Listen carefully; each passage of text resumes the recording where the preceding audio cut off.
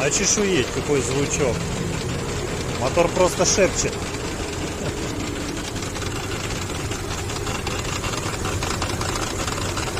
Так, ну что, звук вы слышали? Были разные подозрения, слушали слуховым аппаратом и головы, прикидывая вот сюда и с той стороны. Затем все-таки звук был откуда-то с этой стороны. У меня сопливил гур. Я думал, что если я его поменяю, вот он помененный, контрактный, то все будет хорошо. Я его меняю, а звук остался. И в тот момент, когда был слышен звук, я смотрел, и вот этот вот натяжитель, он как-то трясся нездорово. Сейчас, секундочку. Ну вот. Так, секунду, что я показываю-то? Вот он, натяжитель. Вот он, с роликом вверх. Он как-то трясся так туда-сюда во время работы. И издавался звучок. В него ткнули, был слышен звук. Соответственно, как его решили затестить?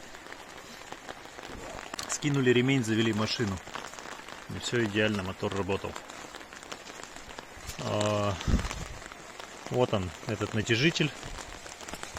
Дождь идет, неудобно.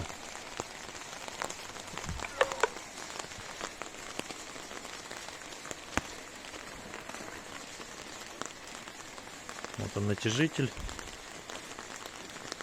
Хочется его разобрать, посмотреть, как там поживает пружина. Не знаю, разборный он, не разборный.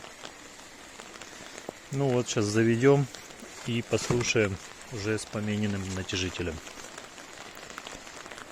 А звук, конечно, был атасный.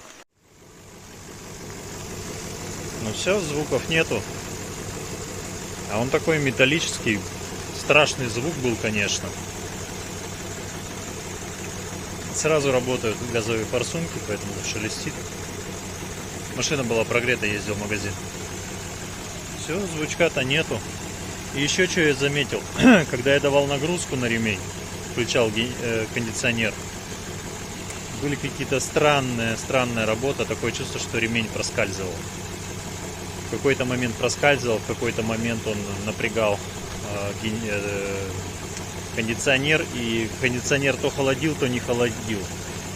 Так что вот имейте в виду, натяжитель, вот такие симптомы. Может издавать звук, может плохо работать кондиционер. Соответственно, ни к чему хорошему это не ведет, так как влияет на весь мотор навесного. Ой, на ремень навесного всего. Такие дела. Ездил я долго с этой проблемой. Сложно идентифицировать ее. Особенно, когда, видимо, там постепенно оно выходило из строя.